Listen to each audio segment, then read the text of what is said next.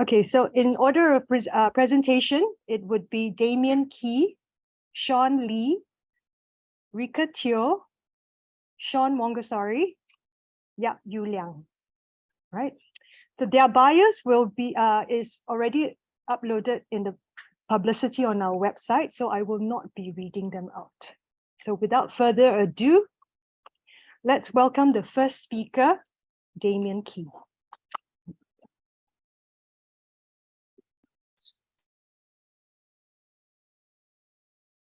Okay. Hi, good afternoon, everyone. My name is Damien. Thank you all for being here. And today I'll be sharing on my research into the role that law played in the lives of local residents during the Japanese occupation of Singapore. And from now on, I'll be referring to Japanese occupied Singapore by the name it had during that time, Shonan. My research was supervised by Professors Clayton and Kevin Tan, who have very kindly shown up here today. And it's really inspired by my desire to combine three different interests of mine together. The first being in the lived experiences of law, and secondly in war stories and the experiences that emerge from people living in wartime and trying to lead their ordinary lives, and lastly in local history as well. However, if any of you have a chance to read my paper, you will have noticed that I have chosen to focus on the history and the impact of a specific legal institution called the Auxiliary Police Force, or the APF. I've chosen to focus on this institution for two reasons. The first being that it's unique for its mass involvement of members of the local population in its functioning. And secondly, because it played a substantial, and I would even say very intrusive role in Shonan society and came to define the Singaporean experience of the law during the Japanese occupation. Just to be clear, I'm not speaking about an institution that is directly linked to the modern day APF.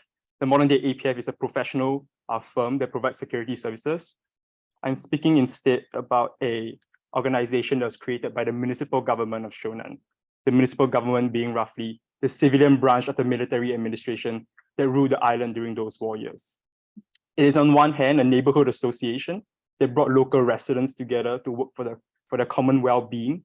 And it was on the other hand a very hierarchical instrument by which the highest levels of Shonan government could exert control on the individual level. And I argue in my paper that the APF eventually became a defining part of the Singaporean experience of law during the occupation. And this experience was of the law being something that was omnipresent, very intimate, and often enforced and represented by familiar faces. So to understand how the APF worked, we got to understand the framework on which it was built. So I have here a map of Singapore in 1938, before the war. And you see that the British actually divided Singapore into 7 police divisions, lettered A to F. This system was preserved by the Japanese. And like the British, each division will be led by a regular police officer. Yeah, which in the start was a local police officer and subsequently were Japanese or Taiwanese police officers. Each regular police officer was then empowered to appoint a civilian from beneath him to become an area leader.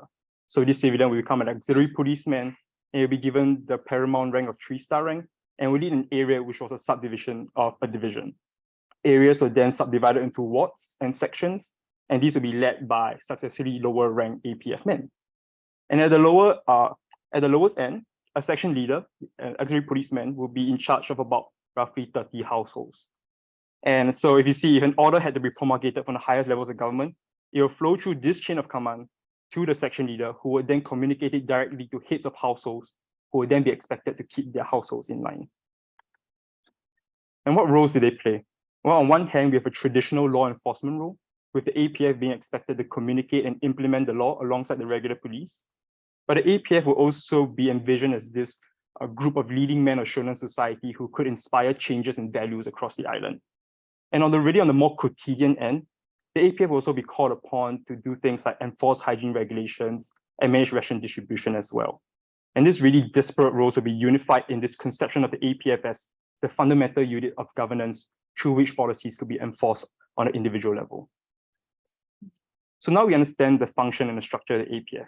The questions that I really wanted to further delve into in my paper was firstly, what was the ground experience of the APF? And secondly, how and why did the APF develop over the years, especially as the Japanese war fortunes declined? In finding answers to these questions, I relied on sources provided both by the NLB and the NUS libraries, of course. For NUS libraries, the Singapore-Malaysia collection was especially helpful, not just in providing me access to works by local scholars such as Carl Chocky, Mary Turnbull, and Mark Frost, but also by providing me access to compilations of primary sources like the law and the regulations and the proclamations put out during that period. And also, one thing that already helped me a lot as well was the NUS thesis collection, which collected not just PhD theses, but master's and bachelor's theses as well. It was really important for me during the ideas generation phase as well. In addition to looking at the local perspective, I also consulted secondary literature to give me insight into what the Japanese intended to do in Shonan. And one thing that was really important to understand was the occupational policy that the Japanese brought into ruling Shonan. So when the Japanese took over Singapore, they had to achieve two competing, equally important goals. The first being a need to achieve stability and a functioning city from which power could be projected across the region. And secondly, they had to find and develop new means of control in order to mobilize the Shonan population and extract the necessary manpower and resources to fit regional needs. Against these two goals, the Japanese will be faced with the limitation of manpower, and they eventually develop a policy of working with the local population as much as possible and utilizing pre-existing structures of leadership whenever they could. And this is the context in which the APF was formed in the 5th month of the occupation. And immediately at its conception, we have consilience from both primary sources and Japanese official messaging. A concerted effort was made to portray the APF as this traditional or authentic Asian institution. The APF was often described using kampong leadership nomenclature such as sidangs, pengurus, and dimangs. And for the Chinese readership, it was also often portrayed as a continuation of the baojia system that was used in mainland China from way before the 20th century. Beyond the use of nomenclature, an additional effort was made to actually appoint men who already were men of status within society. So the 3-star or paramount 3-star ranked men were actually appointed by local police officers, as mentioned. And these police officers would try to pick political and business elites who already commanded respect within their communities. So that was the intention. However, if you look at the oral history archives, you'll find that beyond the 3-star ranked men, the 2- and 1-star men were actually appointed on a much more arbitrary basis. These 2- and 1-star men were actually appointed by 3-star men who were able to determine the selection criteria on their own regard. So a lot of 3-star men use popularity or the existence of mutual friends or relatives to pick 2- and 1-star men. And so while the APF will be presented as this group of leading citizens of Shonan, they will in reality be a very large and diverse group of body of men who will eventually confer a lot of power over the lives of people within their communities. And where would this power come from? Well, from my research, I found that a lot of this power derived from the APF's role in making Shonan knowable and quantifiable to the Japanese leadership. This is a process that really begins in November 1942, when the APF is tasked with creating and maintaining a Shonan-wide registry. This involved, on one hand, the APF men going house to house to compile a total list of occupants in each household. But it also involved a live update system where any individual moving from one part of Shonan to the other had to update not just their 1-star men, but the 1-star men of the place they were going to. And if you were making that move, you'll be incentivized to do so, not just because of a fear of collective punishment, but because the accurate recording of your name provided you access to essential services like rations. And I argue that this registry really laid the groundwork for future intrusive policies. These policies really came into being in the second half of the occupation, when the Japanese empire starts to face defeat across its empire. And this really creates 3 converging lines of pressure on the Shonan government. The first is that the demand for the export of manpower really intensifies. And the second is that the Shonan government now has to start hoarding manpower for its internal needs, such as security and defense construction. And lastly, our headquarters in Tokyo begins pressuring local administrations across Southeast Asia to begin involving the local population to a more significant extent in legislation and policy making in an effort to win support behind the war effort. And what this means for the APF is that it begins to accrue a heightened public presence. There's a formal side to this where a pan-Shonan organization is created called the Auxiliary Police Association that brings preeminent 3-star men together to work as a liaison between the population and the government. But on the more practical side of things, the APF will be tasked with recruiting and organizing manpower for the island. And this is really done in 3 ways. For using the labor shortage issue as an example, the APF will be firstly called to conduct drastic stopgap measures such as press ganging which were initially conducted by the Japanese military. Secondly, they'll be called to enforce labor legislation, making it illegal for men to be engaged in non-essential labor. And lastly, the APF will also be tasked with distributing labor obligations across the island. And this will happen through the form of the service corps, where APF men will be tasked with recruiting men within the communities and who will then be liable for short-term deployments as laborers. This will be a system that will be used for surveillance as well, where individual APF men will be tasked with recruiting men into ad hoc patrolling units who will then be liable for regular patrolling duties. And what we really see here as the intensity of manpower demand increases towards the end of the war is that the APF starts to be given a more direct and intrusive control over the rest of Shonan society. And what is really important here is that while the order given to APF men were non-negotiable, the method of execution would typically be unspecified, leaving individual APF men to act on their own volition. And what really happens is that the APF becomes a semi-autonomous filter between the law and the population, and becomes a significant component that shapes the Singaporean experience of the law, especially as it was enacted towards mass mobilization. So actually, I've come to the end of my sharing for the significance of the APF during the war. I'm wondering whether it's time for me to do a broader reflection, or should I leave that to the question session? Please. Okay. So I just shared, thus far I shared about its function during the war. And just to end up, I want to reflect on the wider significance of the APF. The first thing you know about the APF is that it was a significant facet of a very big and intrusive form of government practiced by the Japanese. And this followed what Karl Chokke and Mary Turnbull have called the small and bare bones government of pre-war colonial Singapore.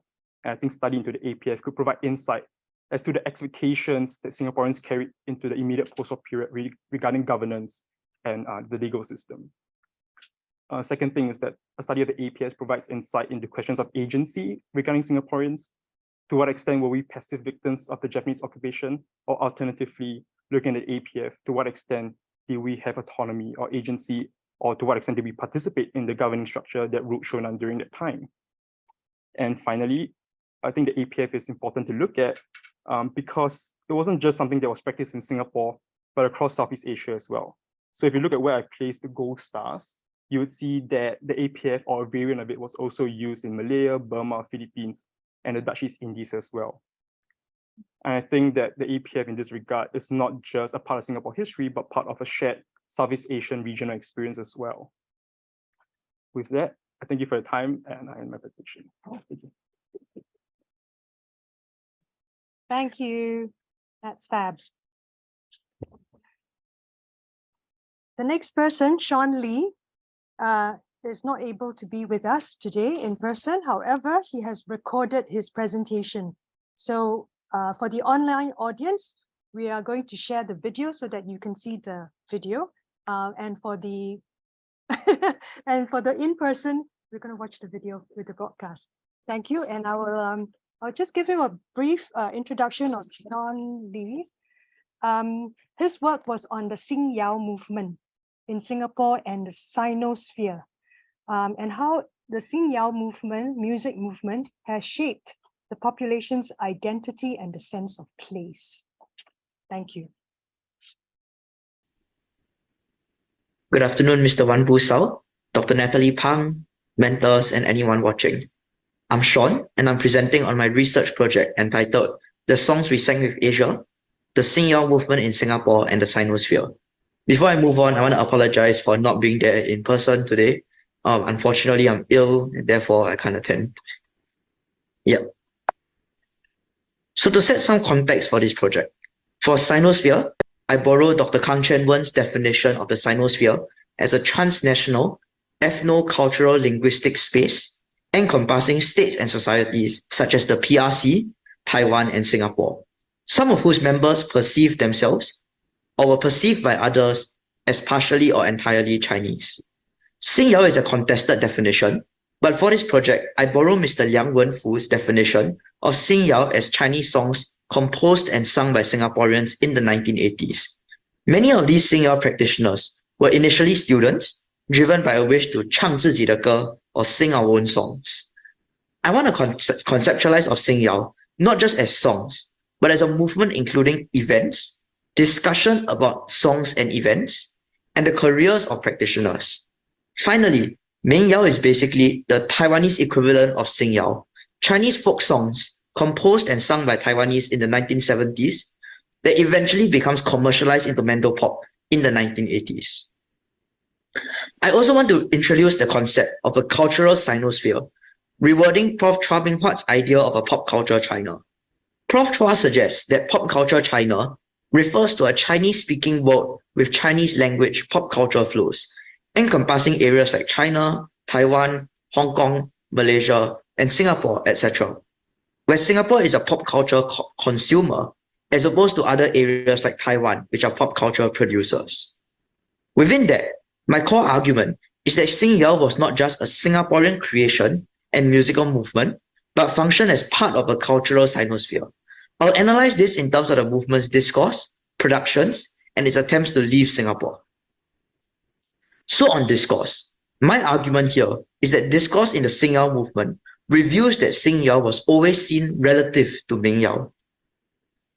The first way this happened was in the demand for Xinyao to be unique and different from Mingyao. The newspaper article pictured is from 1982, the forum where the term Xinyao was coined. Even at this early stage, journalists at the forum pushed Xinyao practitioners to commit to sounding different from Mingyao, proposing writing songs about local Singaporean youth issues to achieve this. This foreshadowed a common criticism of Xinyao in the years to come, that Xinyao songs sounded too much like Mingyao. The second way this happened was by demanding that Xinyao avoid Mingyao's fate of decline by avoiding commercialization. The articles on screen both criticized Xinyao for signs of commercialization, grounded in the belief that Mingyao declined because its singers adopted more commercial sounds and lyrics. Indeed, critics of Xinyao often justified themselves by stating that they did not want Xinyao to decline like Mingyao. But perhaps the most pernicious form of discourse about Xinyao was just that it was inferior to Mingyao. The example I want to highlight here is a 1984 article that caught my eye during research. Luo Dayu, a prominent Taiwanese singer-songwriter who you may know from the song 童年, Ping Xinyao critiques Xinyao. This jumped out at me because you have a movement that started from wanting a Singaporean voice, not wanting to sing songs from elsewhere in the Sinosphere like Taiwan. Then you have a local journalist asking Luo Dayu to critique the songs, and even asking him to compose better melodies for Xinyao songs. There's also a really interesting bit in this interview where the journalist himself suggests to Luo Dayu that Xinyao songs sound like Taiwanese songs, and Luo Dayu agrees. So in essence, what I argue here is that in the way that Singapore perceived the Xinyao movement, they were always comparing it to Mingyao. Let's then talk about the Xinyao productions. I argue here that even at the height of the Xinyao movement in the mid to late 1980s, Xinyao productions were inseparable from the broader Sinosphere. So the first way this happened was foreign artists performing at major Xinyao events. At the flagship Xinyao Festival in 1987, you had two foreign guest performers, Zheng Xinyu, Regina Sang from Hong Kong, and Niu Dake, Dago Niu from Taiwan. Similarly, in the Xinyao Night series of performances in 1986, that aimed to bring Xinyao to the heartlands, you had Pan Ampang and Feng Feifei invited. And just imagine, an international star like Feng Feifei literally performing at Old Airport Road Food Centre. The second way this happened was foreign artists being invited to judge Xinyao competitions, like the 1986 Xinyao Open competition, which was judged by Taiwanese campus folk song singer Luo Jizhen. In the commemorative publication, the two advice pieces for budding songwriters are also not written by Singaporeans, even though Xinyao had matured to the point of having Xinyao singers sign professional contracts by them, but instead they are reproduced from two mainland China music journals. What you have, therefore, is that even in major Xinyao events, especially as the government got more involved in these events, Singaporeans' experience of these events is in part of Sinospheric music stars performing and critiquing Singaporeans in these events. In other words, the Xinyao movement was not experienced purely as a homegrown localized movement, but was experienced as part of a broader Sinosphere. Finally, I want to discuss the process of taking Xinyao out of Singapore and the struggles that musicians faced. So Xinyao did have some successes in selling songs overseas, such as Mu Zi writing 故乡的老酒 for Pan Ampang in 1984, and Li Sisong writing 青青 for Zhang Xueyou in 1989. But what was a lot harder was singers personally making a name for themselves overseas. The first issue that singers faced was getting out of the country and into Taiwan. Li Sisong, on the right, shared that after he and his brother Li Weisong had released 4 albums in Singapore and Malaysia, they still had no way into the overseas market, despite having written Qing Qing that had been released by Zhang Xueyou. Only in 1993, when they were spotted by Taiwanese producer Xiao Chong in a recording studio in Singapore, were they able to enter Taiwan.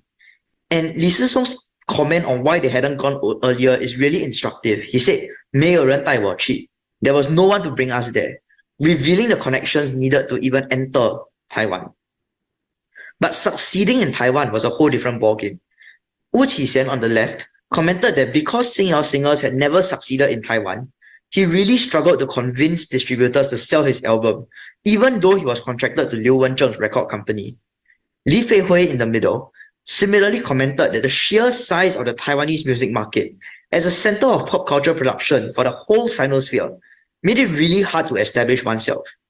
The matter of production was also a challenge. Li Feihui and Li Sisong both recalled having to go on Taiwanese reality shows in a format different from what they were used to in Singapore. Ultimately, persistence and luck played a huge factor to eventual success. Wu Qixuan recalled having to go on smaller TV stations outside Taipei to promote his song 你是我的唯一 because Taipei stations would not have him on if Liu Wenzheng would not accompany him. Li Feihui recalled the preparation that it took him to know about the local issues that Taiwanese contestants were talking about and to convey oneself concisely on the shows. Li Sisong added to this story with the importance of luck and seizing opportunities when they came. He happened to meet Li Zhongsheng, a producer, in Taiwan during his album promotion when Li Zhongsheng was collecting songs for Jackie Chan's album. And he happened to meet producer Michael Au in Hong Kong during Li Sisong's album promotion when Michael Au was collecting songs for Zhang Xueyou's album.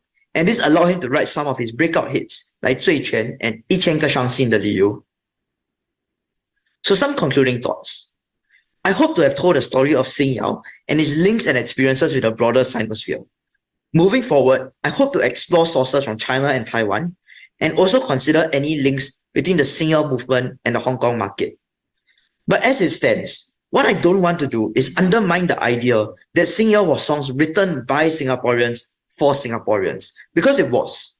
I just want to situate these songs and the movement in a broader Sinospheric context. In so doing, I think this adds to the Xinyao story, that it succeeded in establishing itself in Singapore then and in Singaporean memory now, despite the shadow of the broader Sinosphere looming over it.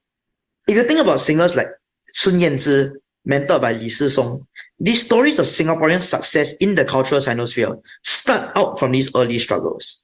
So I think this is a story of cultural success against the odds. And that leads into a harder question. Was there and is there a distinct Singapore Chinese identity in the Sinosphere? Can there be one?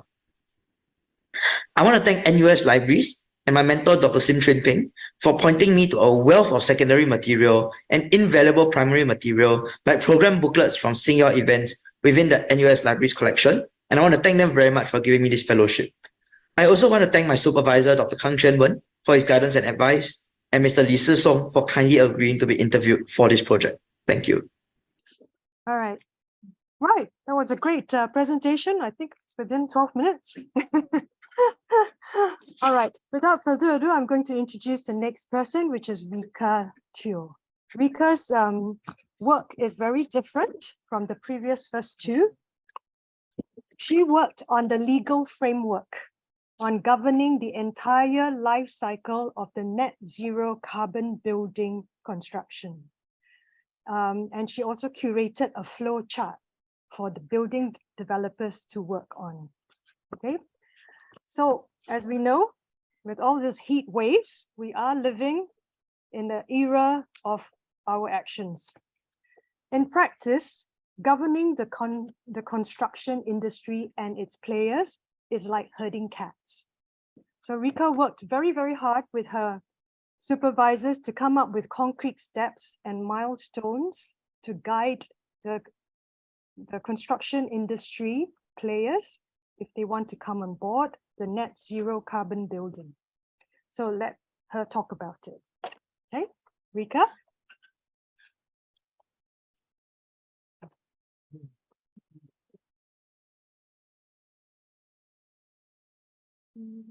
First and foremost, a very good afternoon to everyone present here today as well as online. And thank you, Ms. Wong, for a very kind introduction as well. So my name is Rica, and just a quick introduction about myself. I just graduated in July with a Bachelor of Science in Project and Facilities Management. And some of my research interest really is in the sustainable building design, net zero building and performance, as well as the legal aspects of the built environment. And some of my research accolades actually includes this research fellowship, as well as the Singapore Institute of Gold Medal, which was actually awarded to the best student with the highest mark in the dissertation research, as well as the NUS College of Design and Engineering Research and Merit Award.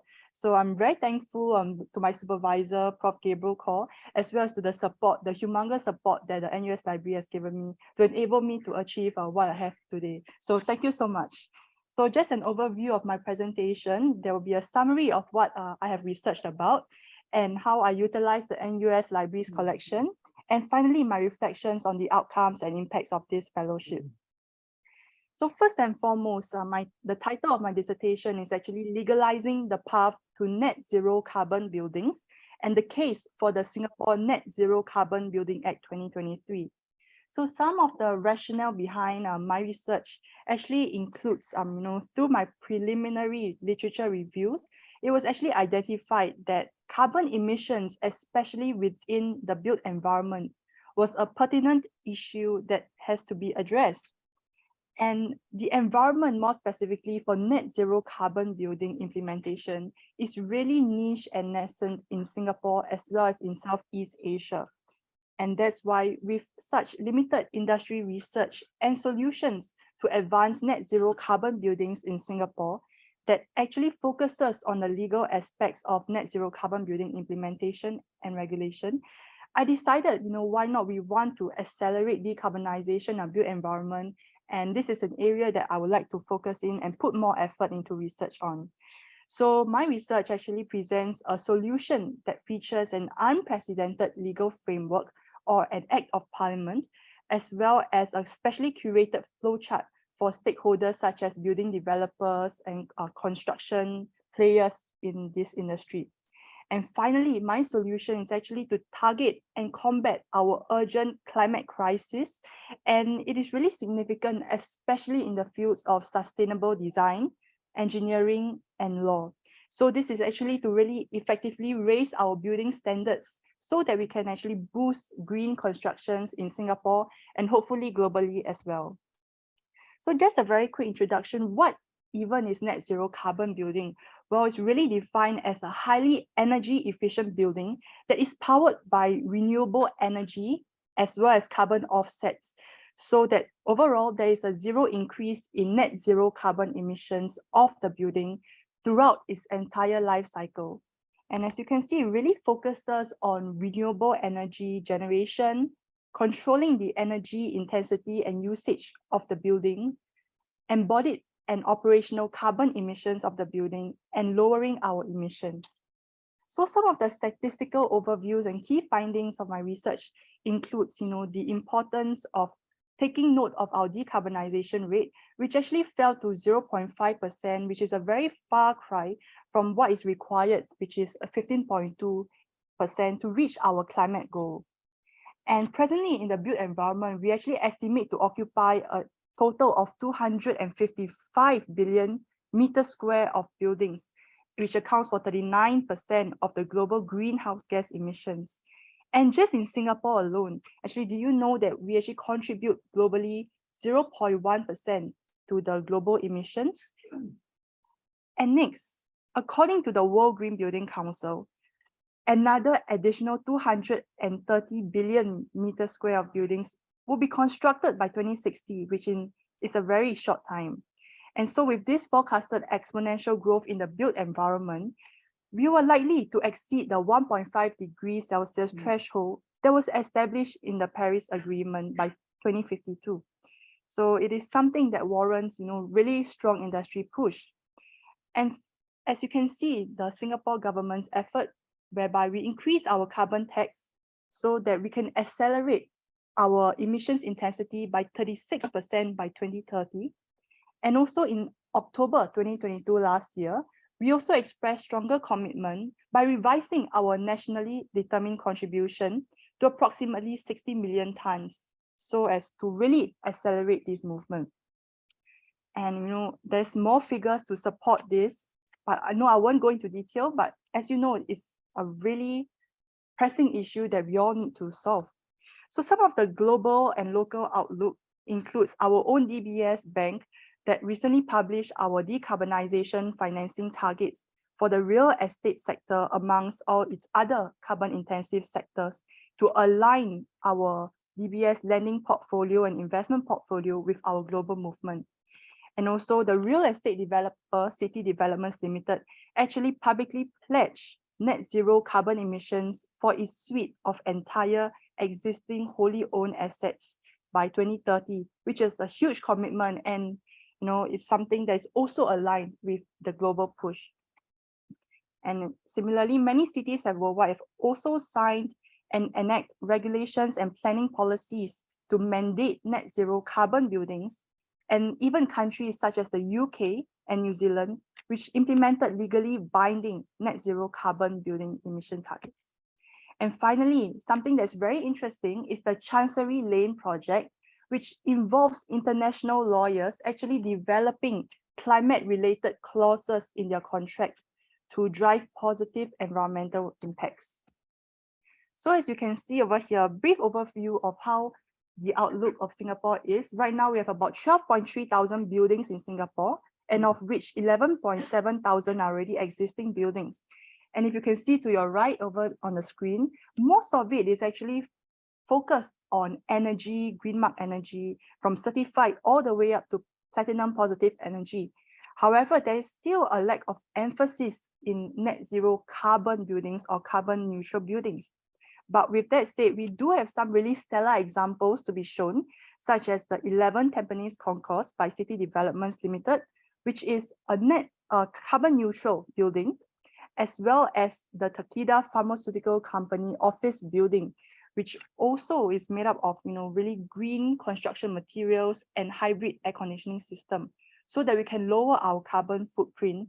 And this building is actually set to be a net zero carbon building following their installation of solar voltaic panels.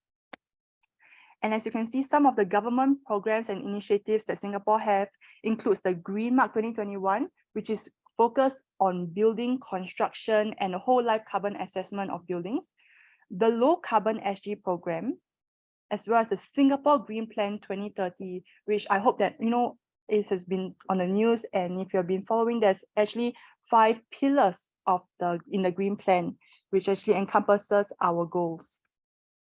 Next is the Super Low Energy program, which aims to have 80% of new developments be super low energy, as well as the Green Gov initiative, which is a public sector-led initiative to drive sustainable development. So this is a quick snapshot of a recent case study on the climate change litigation ruling that actually is against the corporation, where the corporation was ordered to reduce its worldwide carbon emissions.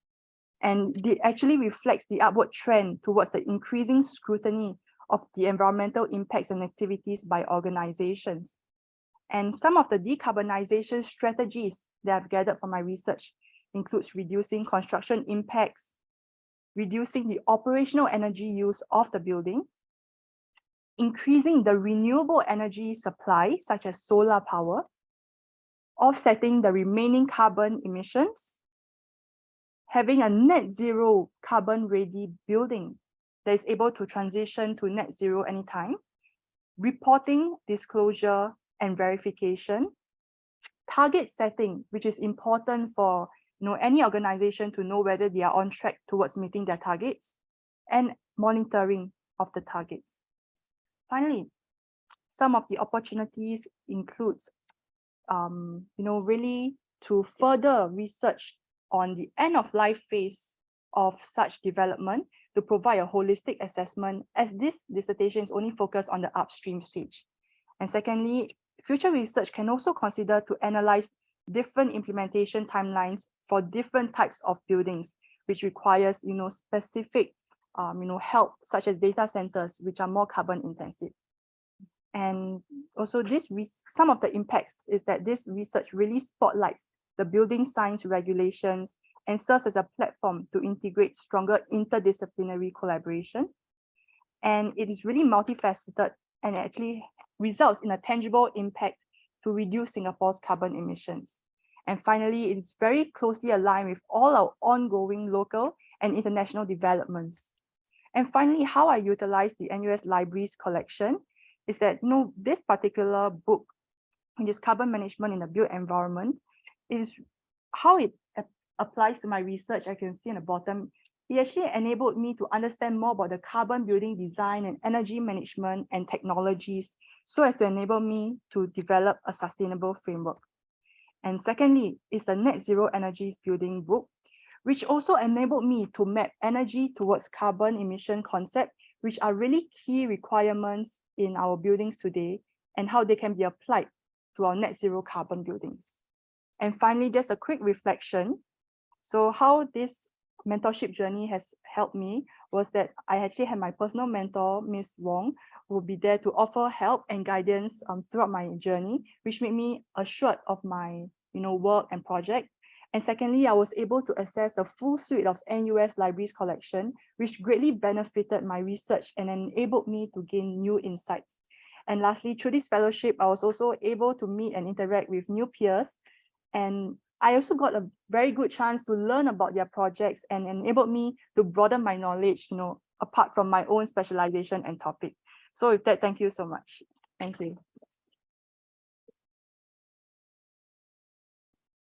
Thank you. Thank you. I didn't ask her to say that, yeah. All right.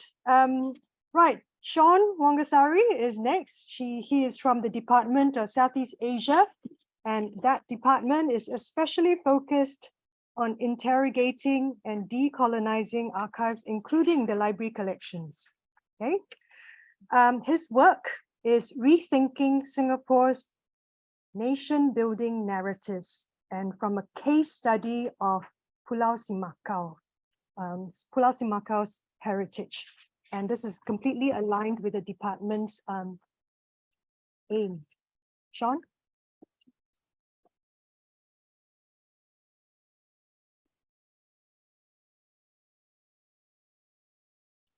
So hi, good afternoon, everyone, to library staff, professors, fellows, and to those who are watching this Zoom presentation. My name is Shaun, and I'm one of the undergraduate research fellows who will be presenting on my project on Pulau Semakau's heritage.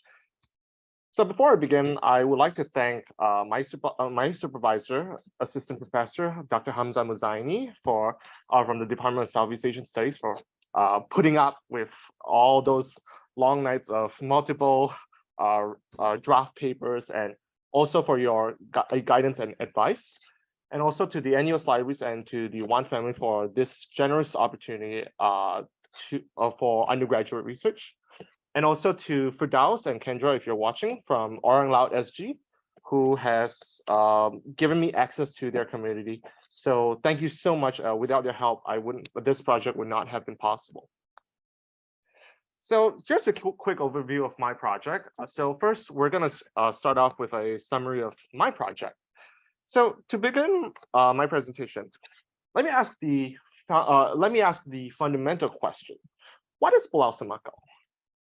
Chances are, if you ask your average Singaporean, the most common response would be, "Oh, it's a landfill," and this is what most people would think about. Oh, it's just a landfill. And for those of you who have went to Pulau Semakau, you might have been to their intertidal walks, and you might have seen some of their diverse marine biodiversity that thrives alongside of the landfill. But is there an alternative story to Pulau Semakau? And the answer is yes. And that is that of the stories of the former islanders, the residents of the former kampongs and villages that used to exist on the islands that used to make up present-day Pulau Semakau. So And this is just a picture of what Pulau Semakau or Pulau Seking used to be. So Pulau Seking is one of the two islands together with the old Pulau Semakau that consisted of present-day Pulau Semakau. So they were both conjoined via land reclamation by the government to make way for the development of the landfill. So what's at stake here? So what seems to be the issue here? Well, Pulau Semakau is often symbolic of sustainable development. It's often in alignment with official national narratives such as, oh, a clean and green city, we live in a garden city, from a small fishing village to a modern metropolis. And now we are a so-called leader in sustainable development. So we see some sort of development centricism with our dominant national narratives that I think all of us are familiar with today. But what seems to be the issue of that? Well, as much as the achievements of the Semakau landfill are welcome, an overemphasis of this landfill narrative actually has consequences in the form of cultural erosion and historical erasure. So the stories and the narratives of the former villages and the stories of the former residents would soon be lost to the dustbin of history, literally and figuratively speaking, especially that of the Orang Laut people, who are indigenous, by the way, to to the broader region of Singapore and the Realenga archipelago. So is there an alternative? Well, consider that the landfill has erased much of the physical traits of the former island villages. Is there a way to salvage whatever that remains of the former villages? The answer is yes, and this is what my project has set out to do. So right here, I laid out two main objectives for my project, which is to reconstruct the Semakau heritage narratives on my own. So that's the first part of the project. So I collated sources from academic journals, archives, even interviews, both from the National Archives Singapore and from interviews that I've done on my own with former island residents and also historical newspapers. So we see I use a mix of primary and secondary data in my construction of the Semakau narrative here. And the second objective of this project is to shed light on other attempts at telling the Semakau story. And in this case, I actually picked Orang Laut SG as my case study. So yeah, so just a few of my key findings. So of course we have historical maps from the colonial era, instrumental plots, archaeological evidence from my visits to the island. So upon consultation with Professor Mixick from the Department of Southeast Asian Studies, I found a few hidden gems in clean colonial era bricks and blue and white porcelain, and also life on the island. So from archives, I dug out aspects of life on the islands. I think for those of you who are morbid enough, I think one interesting thing about the islands are the cemeteries and the karamats that actually existed on the island. So this karamat belonged to the supposed founder of Pulau Seking. So she was a female heroine warrior pirate who fought off pirates and protected the village, and she was a healer as well. And also schooling, teachers used to ride motorized sampan to this school, and I think from what I've heard, on one occasion, one of the sampans nearly capsized. So yeah, and also policing made up mostly of a volunteer force. Even language differed from standard Bahasa Melayu. So the Orang Laut dialect has some variations from standard Bahasa Melayu. And of course, we go on to the case study, which is Orang Laut SG. So throughout my interview with Firdaus, he explained that Orang Laut SG is an archival project, which is in response to the cultural erosion and the potential loss of Semakau's historical narratives to development, to the present day landfill. And so according to him, he aims to reclaim back his community's stake in the Semakau narrative. And so from here, we see that it's an indigenous movement that serves as a check and balance on the official discourse on Pulau Semakau as told by politicians, state sources, and also the media, who tend to romanticize Pulau Semakau as as a beacon of sustainable development that justifies economic growth with the needs of while balancing the needs of the environment. So we see that pitting official state narratives and groups like Orang Laut SG, we see contestations and power dynamics in the heritage making processes. So of course, this is one of their works. So I accompanied them to Pulau Semakau, and they shot and filmed there. This was the site of one of their former houses, which was built on concrete stilts. And also, if you look, that's actually me, right, on the right second from the right. And also Firdaus and his family in the middle, and personnel from NParks who supervised the trip. And also, I went to their art performances. So this is just one of the ways that they try to preserve the heritage, and to convey to the public on not just the heritage and the way of life that these islanders had, but also feelings of loss, feelings of grievances that arose from the relocation processes when the government asked them to relocate from the islands to the mainland, and also shared some of the struggles they faced during the relocation process.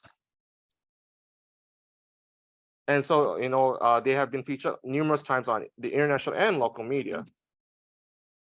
So, using the library's resources, I made use of the Singapore Malaysia collection. So that was my go-to key source of references. So they have a very extensive collection on the Orang Laut and also Malay history. And also, since literature on the Southern Islands is pretty limited, so on the past years, undergraduate honors theses actually did serve as a valuable source from my project, and together with their extensive microfilm collections as well. I think we don't have time yet. Okay, so I think we'll leave this to the Q&A session, and I apologize if this seemed so rushed. So I think thank you very much, and it was a pleasure to give this presentation. Thank you. Thanks, Shaun. Right. Last but not least, we have Liang, who worked on the history of Singapore Buddhist free clinics from 1969 to 2019 in the context of unearthing religious philanthropy in Singapore. So this invaluable contributions of religious bodies and their respective volunteers are often marginalized in the greater nation storytelling. So this is a very important work. Liang?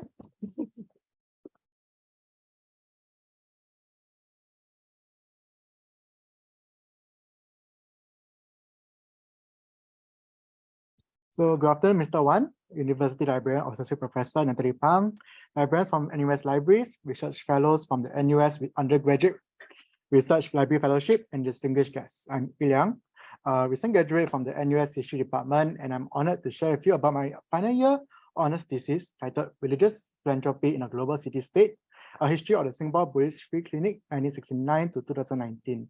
So the Mandarin for the SBFC is the Singapore for Jiashi Zhuanshuo.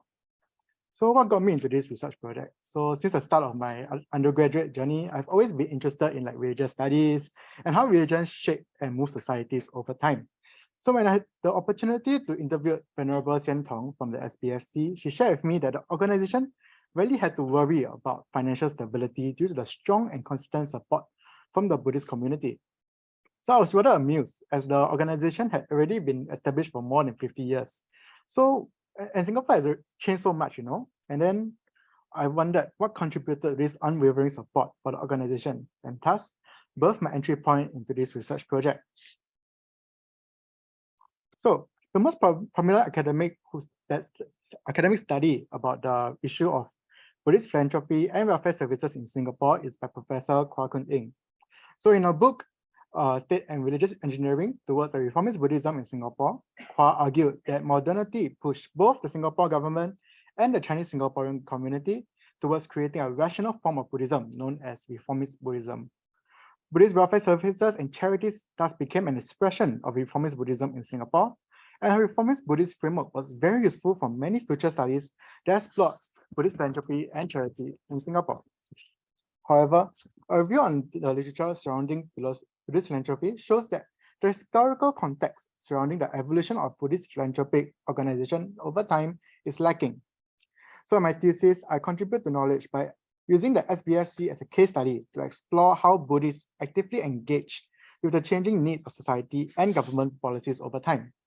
The SBFC is a useful case study as it was established shortly after Singapore gained its independence, allowing us to review how the organization changed and evolved over time across the wider changes in society. So it's important to understand how religious teachings affect the establishment of the SBFC.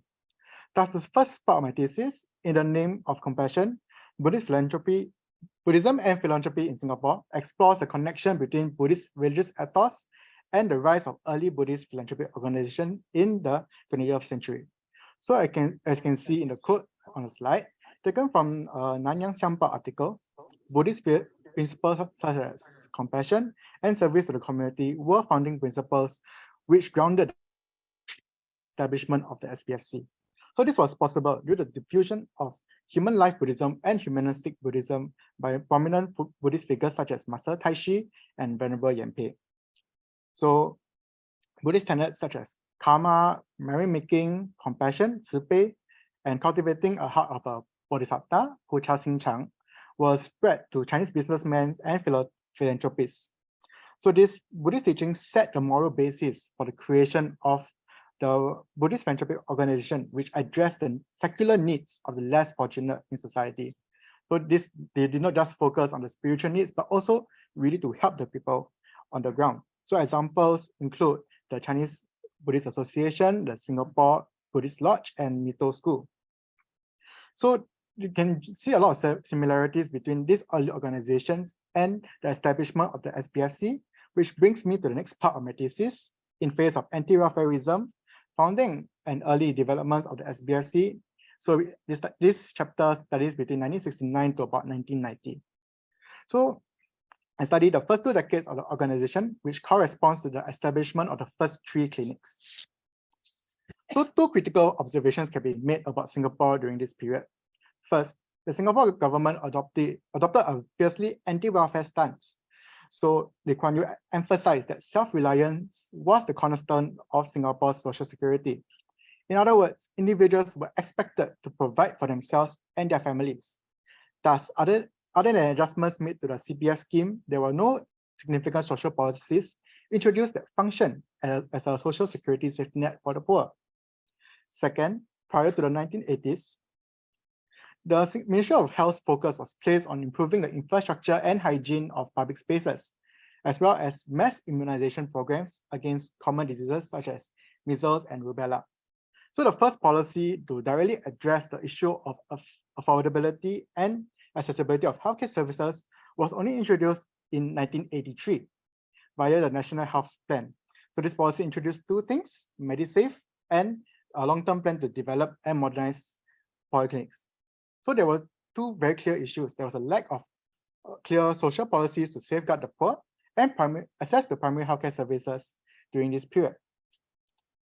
So the Buddhist community actively responded to these gaps in policies by establishing the SBFC in 1969. The idea of creating a Buddhist free clinic to provide free medical care to the needy was conceptualized by Venerable Chang Kai in 1969. Venerable Chang Kai was a TCM practitioner and was heavily involved in philanthropic services since his migration to Singapore in 1949. His idea to create a Buddhist clinic was then supported by Venerable Hong Chuan, who donated the entire income of a religious event in 1966 to construct the clinic. So the clinic provided free TCM consultation services and heavily subsidized medicine to patients regardless of their race or religion. Buddhist teachings of universal suffering and compassion were always used as a moral compass to ground the operations of the SPFC and also to attract donors and lay participation in the clinic. By 1979, the organization gained attraction among the population and was able to open 2 more clinics. So one you can see is the first branch clinic at Block 77 Indus Road and another in Geylang in 1982. So these clinics the locations were strategically chosen as they were key residential areas in Singapore. And during the 1980s, there was an economic recession around 1985, and there was a very sharp spike in the number of patients that visited the clinics. So I can see that the clinic actually played a very significant role as a social safety net for those in need during this recession. And lastly, this brings me to my last chapter. In line with many helping hands, the expansion of the SPFC. This chapter studies between 1991 to 2019. Yes, many helping hands. So there were 2 key observations again. Number 1 is the introduction of many helping hands. So again, this actually made it official that self-reliance was a key, but we bring in VWOs to support the less fortunate and with more government support and government funding. And also the improvement of polyclinics. So polyclinics start to develop and start to be built. However, policies to support the Asian population were introduced only in the 2000s. So you can see there's actually a gap, right?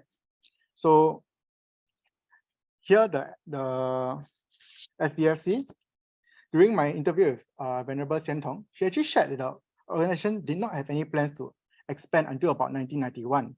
So I asked what changed, right? So unfortunately, in September 1990 and September and December 1990, we marked the passing of the 2 co-founders of the SPFC, Venerable Chiang Kai and Venerable Hong Chuan. So with the portion of the money donated during the funerals, they actually set up the 4th branch, right? So the 4th branch in Ang Mo Kio was actually a homage to the wishes of the late founders. So they wanted to create a Buddhist hospital and to make healthcare accessible to all. So this was also followed by a series of new branches and relocations and renovations.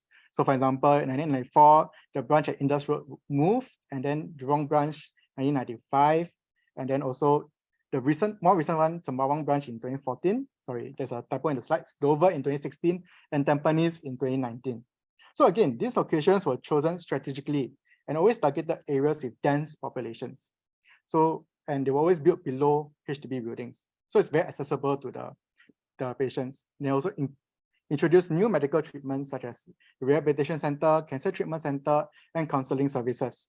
And they also they adjusted the fees for elderly patients. So they saw that there was a aging population and there were a lot of elderly that did not have a lot of CPF and also did not have a lot of income, but they had increasing healthcare needs. So what they did was to fully subsidize the fees for these elderly patients. So it was completely free for them. So it was different from, like, for example, government hospitals where the subsidies were given to look at the income and everything else. But here it's just based on the age. So it's a lot easier for these patients to gain subsidies and to increase the help for these needy people. So with that, I come to my project summary, which I will skip in the interest of time. And lastly, about the NUS Libraries collection. So I really benefited a lot from the Chinese in Southeast Asia collection. All my Buddhist periodicals, anniversary publications, all were from this collection, and they have a very good collection of it. And I really heavily rely on it. And also I relied on the collection donated by Professor Liang from the NUS Social Work Department. So I actually gained insight from someone who was involved in policy making in social policies. Yes, so I really benefited, and it helped me shift my time period of study.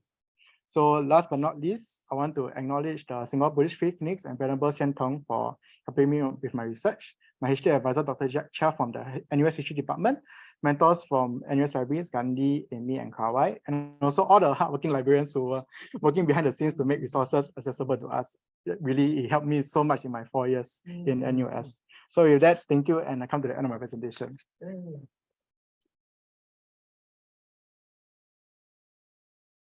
Thank you, Liang. All right, we're going to proceed with a short Q&A to address both questions from the floor as well as from those online. So bear with us for a few minutes while we arrange the seating. Thank you. Maybe while they are actually arranging the sitting, I just want to make a few comments. I'll be moderating the Q&A. Yeah, and thank you again. Congratulations again to all our undergraduate library fellows. Sorry for the scuffle up here. So I just want to make a few notes, right? For actually, especially also for students who are actually listening online, as to why we established this undergraduate library fellowship. Increasingly, I think we all agree that libraries are no longer here just to provide access. Librarians and libraries need to play a very active role in terms of, actually not just guiding, but play a very active role in terms of teaching students about our special collections. So when we initiated this fellowship, right, it really had, I think, 3 goals, right? The first is to promote deeper research using library collections.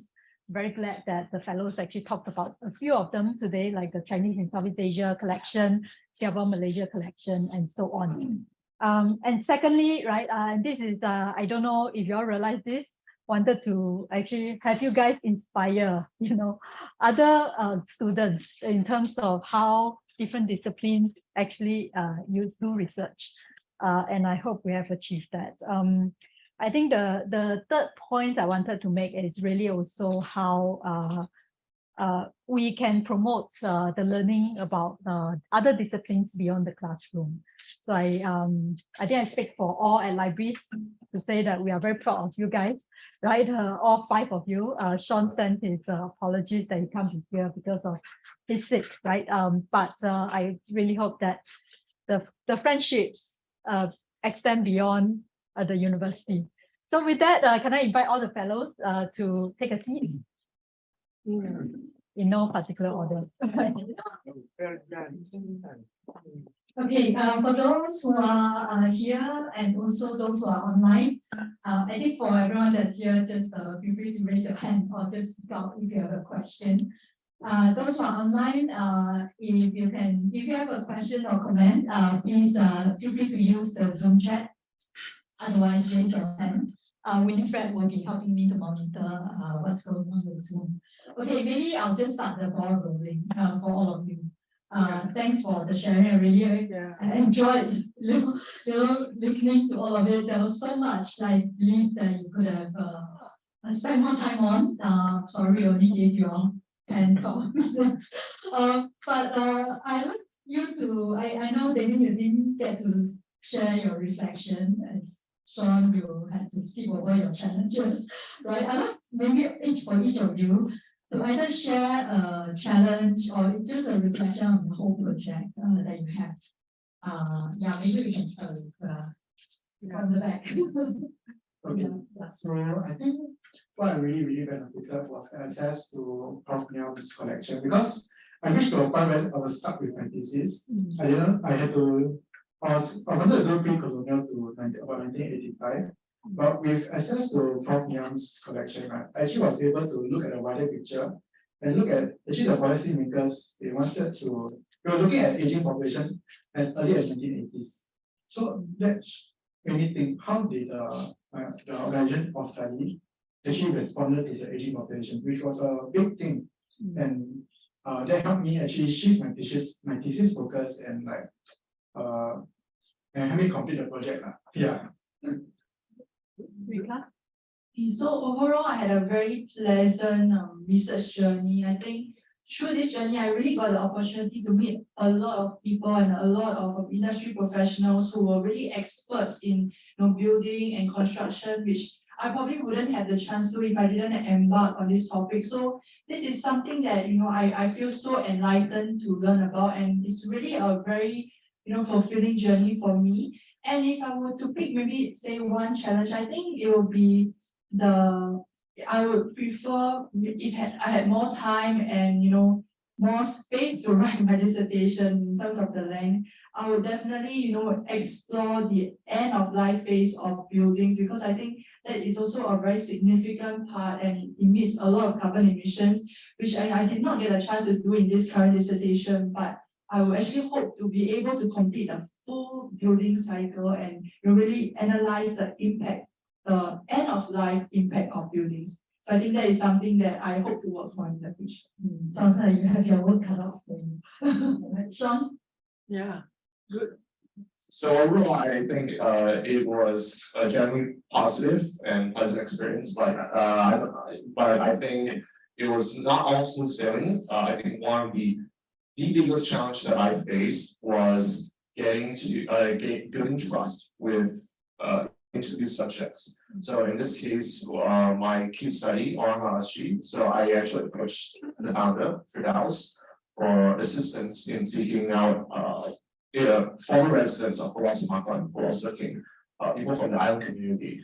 And of course, he had his doubts, and he was also quite suspicious because I think if those of you who know Firdaus, he's very overprotective of his heritage, and rightfully so, because here and his experienced researchers approaching him and wanting to exploit the narrative stories of his community. So yeah, so it took a lot of time to actually gain his trust through multiple meetings and Zoom calls. But eventually I managed to establish trust, and the project I managed to achieve the objectives of this project. So without all this bargaining with them, I think obviously that's the biggest challenge there. Yeah, and I think also the bureaucracy involved with research, especially with research protocols, IRB, DRC, and also the types of archival production. But overall, it was a great experience, and I knew roughly what to expect about future research as well. Yeah, thanks, Shaun. Have a comment, but I'll let Damien go first. I'm going to give comment. Oh, okay. Yeah, I thought you touched on a really important point, right? And this is, I think, really important to highlight in terms of research, especially when we engage communities, to go beyond just seeing them as subjects, right? But also think about how the research actually benefits them, and actually see them as partners, right? And not just subjects. I thought that's a really important point. Yeah, so I think I had a really positive experience as well, and I think the biggest challenge I faced was the scope of my project. So if you look at my initial topic, I wanted to do a broad exploration of the total local experience of the legal system of Japanese occupied Singapore. But then Prof Kevin really came on the ground and said, pick something that no one has written about, dive deep into it and make a real contribution, rather than just summarize little things from here and there. So I think once he got me on that track, the project's really smooth for me. Yeah. That's great. Okay, I feel like typing, but maybe it's time to ask if there are questions either online or from the floor. Just okay. Thank you very much, all of you, for your wonderful presentations. Just two questions and maybe comments. Rica, you're talking about end of life. Actually, this is something that interests me greatly. Wearing one of my many other hats, the end of life for buildings from a heritage, built heritage point of view is a very important thing. And in fact, we have been very happy to look at the whole question of carbon emissions in a bid to stop the state from tearing down too many buildings, right? In other words, you could have less carbon emissions if you didn't tear down the building, but instead sort of the new way of reusing it and so on. So I wonder if you've had any opportunity to look at it. It's not quite end of life, right? I mean, the building could simply be, it's not end of life yet, but it's just sitting around empty, right? So what can be done and so on in relation to the zero carbon emission. I don't know if you've thought of that and if that is somehow in your flow chart somewhere. Yeah, and the other thing is just a quick one to Shaun. I don't know in the course of the research if you've actually had occasion to talk to Dr. Vivian Wee, who did a lot of work documenting actually philosophy, and some of the best pictures I've ever seen were taken by Jeffrey Benjamin and Vivian. Yeah, thanks. Maybe Rica, you can respond. So definitely buildings and really just building is something very close to my heart, and it's my research interest. It's something that I'm really passionate about. So whole of life building, when we're talking about end of life, actually it's true that it's not end of life because there are many opportunities and possibilities such as extending the life, retrofitting the building, instead of completely tearing down, which will increase the carbon emissions, why not we try to retrofit it? Just like our very good example, the SDE 1 and 3 building, which they did not tear down, but instead retrofit to now become super low energy building. So I think that is something that we can all strive for even our heritage building, and retain that essence of heritage, but at the same time, make it, make it net zero, make it carbon neutral. And I think that part on how we can integrate new technologies, current research to maintain the building and yet, make it energy efficient is definitely a very interesting topic, and I hope to work on it someday as well. So it's a very interesting topic. Thank you. So change to your question on Dr. Wee's works. Yes, I actually have explored Dr. Wee and Dr. Benjamin's works in my paper. In fact, I've actually met them in person to actually discuss about this. But I think more importantly, I use, with respect to the honor route, I think Dr. Cynthia Chia would be more in-depth, gives us a more in-depth understanding of the honor people. Yeah, so yes, she has really good pictures, but I think as my research paper will became too long, I think I had to, really be really selective. And yeah, so but of course, Dr. Benjamin has advised me briefly on the direction of my paper as well, with regards to some aspects of Semakau, such as I think the origin story of philosophy. I think it was Dr. Benjamin who actually talked to me about it, which was I think the founder of philosophy, was King. She goes by many names, King. If you saw the picture of the Ganamat, that was her burial site. So there were a lot of stories and also animism involved with her grave as well, such as having potent powers to grant wishes, and how I think what he told me was how people from the mainland would come to actually pay respect to this Purana. So yeah, definitely I have considered Dr. Lee and Dr. Benjamin's works. Yeah. I think it will be actually really interesting to also look at the interconnections, right? Actually, I think there is one question for Damien online. That is correct. As the Japanese occupation is considered as a negative experience for Singapore. We hear of Japanese soldiers abusing women, beating people up, and this is the first time that I have heard of the auxiliary police made up of locals under the Japanese. So the question is, did the auxiliary police play a part in helping the Japanese propagate these abuses and mitigate these abuses? That's the question. Should I address that? Yes, so thank you for the question. I think you've hit the nail on the head on the fact that for the Singaporean experience of the Japanese occupation, it was a balkanized experience. I think it could be split.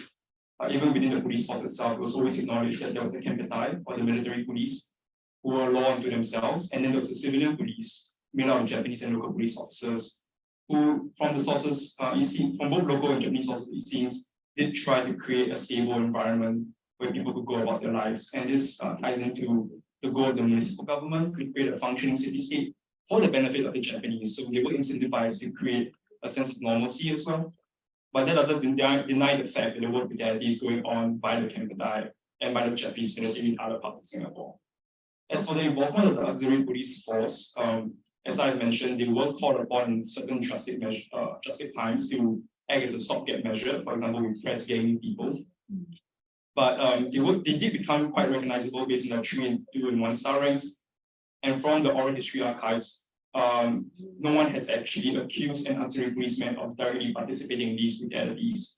Rather, the worst accusations come from accusing APF men for reporting civilians to the military for their own personal benefit. Yeah, I think that's the extent of their involvement in the brutality. Very interesting. I do have one question for you, Liang, actually. I think when you were talking of sharing about your work, What was I found really interesting was this sort of how there were actually these policies coming from the states.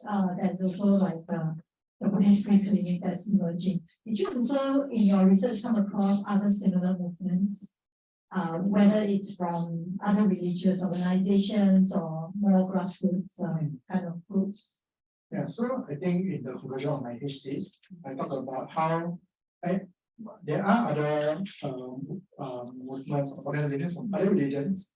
But on the top of my head, I can't remember them. But from Buddhism itself, there's also like a Buddhist, small Buddhist welfare services. There's also Wensi Hospital.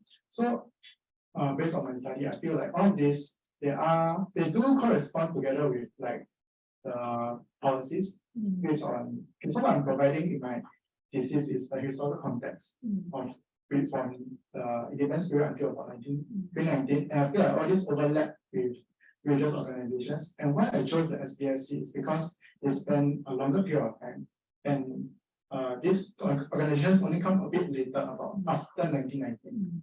Yeah. Yeah, thanks. When I was listening to your work, I was just thinking it would be really interesting to map like kind of a network, right? Yeah. And the nodes that were connecting all of these practices and movements, as you see. Okay, how much time? Okay, I have about 10 minutes left. Are there any other questions or comments, either online? Not online. Okay. Okay. I do have also one other thing, one question for all of you, right? I mean, I think one of the challenges about research is how you make it relevant and accessible to people. So if I were to ask each of you, right, if you could actually maybe point to one thing that you'd like people to remember from your research, what would that be? It can be one sentence, right? It's not just one word, right? If you need to, you can use 2 sentences. It's a bit like the 3-minute thesis, right? But if I could ask you to summarize it into one takeaway that you like people to remember about your research, what would that be? Maybe we'll start from the back and forth. Yes. I think because I started out with trying to understand BWOs, then I slowly zoomed down into like religious organizations. What I really want people to remember is, I guess the secret formula is relevance. Like how they make themselves sustainable is to make themselves relevant to the communities that they are trying to serve. And how they change over time is all based on relevance. Yeah. And so for me, what I really hope that people can take away from my research is that, the term legalization and act of parliament, it may sound very big, very scary, but what I hope to bring across is that, the time is now, and it's really an urgent crisis, I would say, that our planet is facing. And legalization and using such hard means, may be scary to many people who are not used to or have traditionally been used to softer methods and more of compensation or rewards. But I think that having a stronger push is very warranted for our current situation and something that we could definitely explore. So in my dissertation, I actually proposed an act and a flow chart, which is still in paper form and is not something that's official, but I hope that one day we could work towards something like that and have an act or really strong regulations for buildings in Singapore so that we could see more impactful results in our built environment. I think one summarized takeaway from my project that I want everyone to know is that Semakau, yeah, sure, it's a landfill. There's an eco park, there's marine biodiversity, but I think it is more than that. It is more than just a simple sustainable development. It is more than just tied to broader national development narratives of technological progress and infrastructure development. It's more than just a development per se or its achievements. It's also the people that were associated with these islands. So, don't forget the little people. Don't forget, people like, Brunels from online street, bottom-up groups who are writing heritage for themselves. Heritage is not just a purview of the elites and the state, it's also by, the ordinary men as well. Yeah. Yeah, so I would say that Singapore's wartime history is very rich and also shrouded a lot by myth, mystery, and trauma, and there's still a lot to learn about it. Yeah. Thank you. So well said. Please join me in thanking them. I just want to end with an announcement. We will be announcing the next call for Undergraduate Research Fellowship. So please look out for it, especially if you are students still in NUS and you're interested in actually doing similar or different kinds of undergraduate research that you just saw here. So, and to faculty that's online listening, right? Please feel free to reach out if you have questions about this fellowship as well. You can write directly to me, Natalie.pang@nus.edu. That is, so you know where to find me. Feel free to reach out if you have questions. And thank you to all that are online listening and actually, participating with questions. And last but not least, I just really want to thank Mr. Wan and the family for supporting this fellowship. Thank you. Yeah. Thank you.